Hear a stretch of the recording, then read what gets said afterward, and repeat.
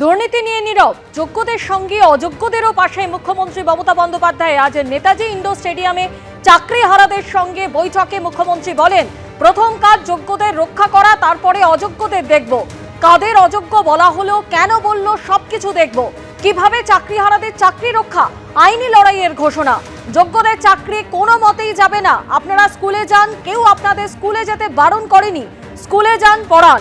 শিক্ষকদের ছাড়া কিভাবে চলবে স্কুল, কোর্টের কাছে জানতে চাইব, বললেন মুখ্যমন্ত্রী মমতা বন্দ্যোপাধ্যায়। তিনি আরো বলেন, চাকরিহারাদের চাকরি ফেরাতে ফের সুপ্রিম কোর্টে যাবার কথা ঘোষণা করেছেন মুখ্যমন্ত্রী।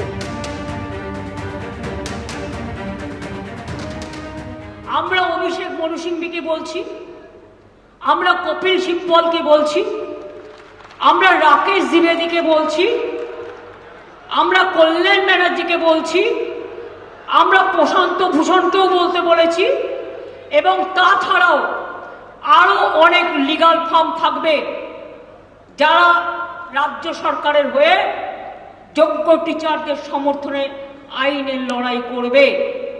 এইটা আমরা ক্লারিফিকেশন চাইব কোর্টের কাছে ফার্স্ট, যে তারা আজকে কি করবেন।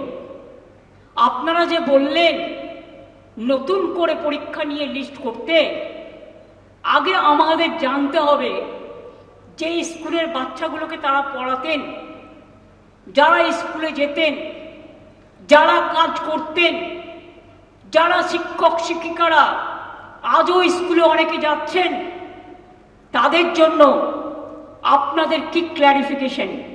ধরুন ক্ল্যারিফিকেশনে বলে দিল না, চাকরি করা যাবে না যতক্ষণ পর্যন্ত ফ্রেশ অ্যাপয়েন্টমেন্ট হবে না। আমার দুটো দিক ভেবে রাখতে হচ্ছে, কোনটা মাইনাস হতে পারে, কোনটা প্লাস হতে পারে। ইফ ইট ইজ মাইনাস, তাহলে আমরা কি করব?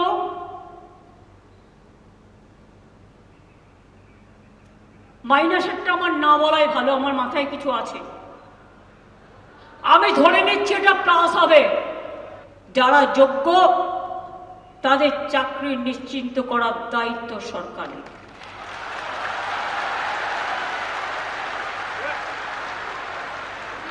পরিষ্কার বলছি, কোনো রাগ নেই। সুপ্রিম কোর্টের আইন অনুযায়ী করব। কিভাবে করব?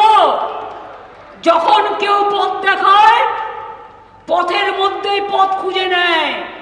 এবং তাই মনে রাখবেন, আমাদের plan A ready, B ready, C ready, D ready and E ready.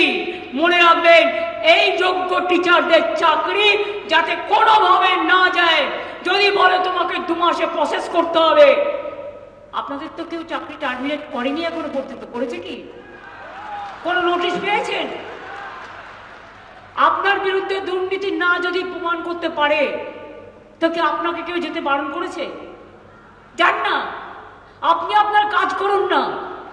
আপনার কাজ কে বারণ করেছে?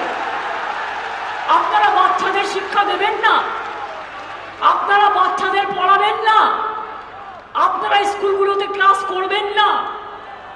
হ্যাঁ, তখন যদি সুপ্রিম ভলেন্টারিলি সার্ভিস কিন্তু সবাই দিতে পারে, সেখানে কিন্তু আটকাবার কোনো জায়গা নেই কারো। ধরুন যদি না পড়ে সুপ্রিম কোর্ট, তাহলেও মনে রাখবেন অল্টারনেটিভ যা করার আমরা করব। এবং সেক্ষেত্রে আপনারা যাতে আবার চাকরি ফিরে পান, তার ব্যবস্থা প্রসেসের মধ্যে দিয়ে 2 মাসের মধ্যেই কমপ্লিট হবে। এবং আপনাদের চাকরি ব্রেক হবে না, কারণ আপনার এক্সপিরিয়েন্স এবং অ্যাডিশনাল কনসেশন আপনারা পাবেন যারা 10 বছর ধরে চাকরি করছেন। আজকে নেতাজি ইন্ডোর স্টেডিয়ামে মুখ্যমন্ত্রীর বক্তব্য আপনারা শুনলেন। আর এই নিয়েই চাকরিহারারা এবং অন্যদিকে বিরোধীদের একাংশ, তারা কিন্তু বলছেন যে 3 বছর ধরেই কিন্তু এই মামলা চলছে। এই সমস্ত বিষয় নিয়ে কেন আগে রাজ্য সরকার ভাবলো না, এমনই বক্তব্য রাখছেন একদিকে চাকরিহারা, অন্যদিকে বিরোধীদের একাংশ। চাকরিহারারা কি বলছেন, তাদের সঙ্গে কথা বলেছেন আমাদের প্রতিনিধি কৃষ্ণেন্দু অধিকারী। আজকে মমতা বন্দ্যোপাধ্যায় একটা বিষয় বললেন যে যোগ্যদের, মানে সুপ্রিম কোর্ট যেটা বলছে নির্দিষ্টভাবে অযোগ্য নয়, তাদের যোগ্যদের বা আপনাদের বিষয়টা নিশ্চিত করার পর তারপর যারা অযোগ্য কোট অ্যান্ড কোট তাদের বিষয়টা নিয়ে আলোচনা করবেন। এই অযোগ্যদের নিয়ে আলোচনা তিনি কেন করবেন, মানে এটা নিয়ে কিভাবে দেখছেন বিষয়টা? দেখুন, মূল সমস্যাটাই দাঁড়িয়েছিল যোগ্য আর অযোগ্য দিয়ে, পরীক্ষা ব্যবস্থাপনা ইত্যাদি ইত্যাদিতে ছিল। কিন্তু যোগ্য আর অযোগ্য এই যে দুটো অংশ, মানে আমার প্যানেলটার উপর প্রশ্নচিহ্ন হয়েছিল, মানে পিটিশন দায়ের হয়েছিল কিন্তু পরীক্ষা ব্যবস্থা নিয়ে নয়।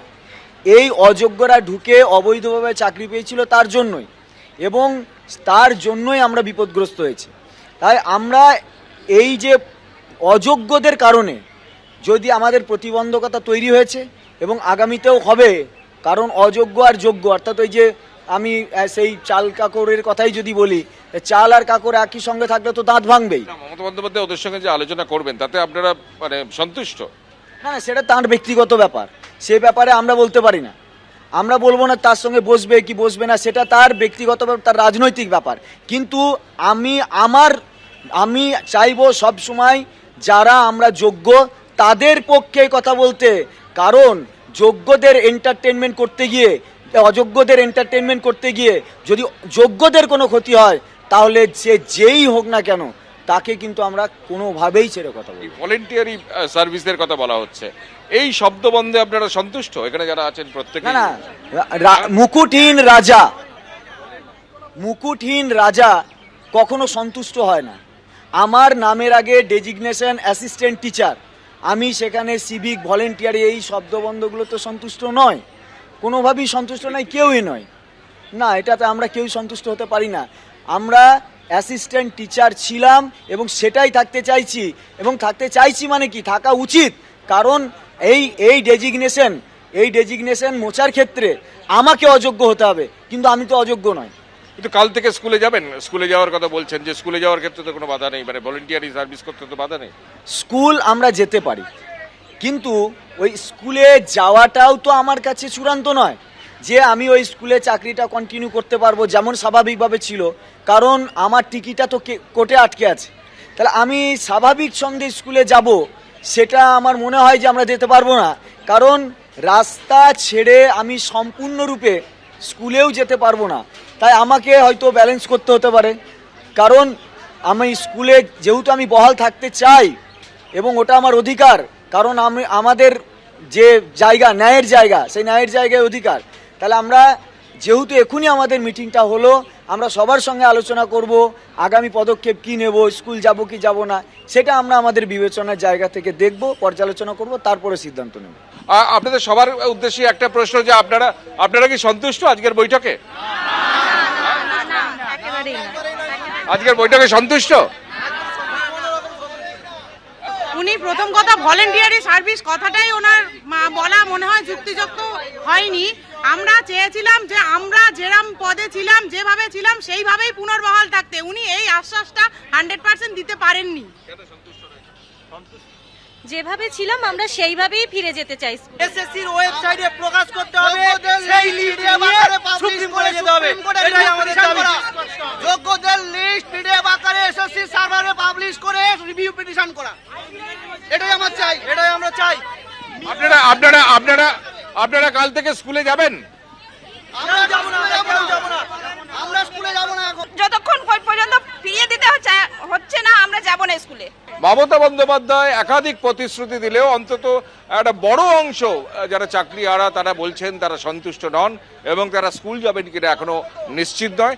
যদিও তারা বৈঠকে বসছেন, বৈঠকের পর পরবর্তী সিদ্ধান্ত, পরবর্তী কর্মসূচি তারা ঘোষণা করবেন। কিন্তু তারা বারবার বলছেন যে পদে তারা ছিলেন, যে পদ থেকে তারা চাকরি হারিয়েছেন, সেই পদে সসম্মানে তারা স্কুলে ফিরতে চান, তার ব্যবস্থা মমতা বন্দ্যোপাধ্যায়কে করতে হবে।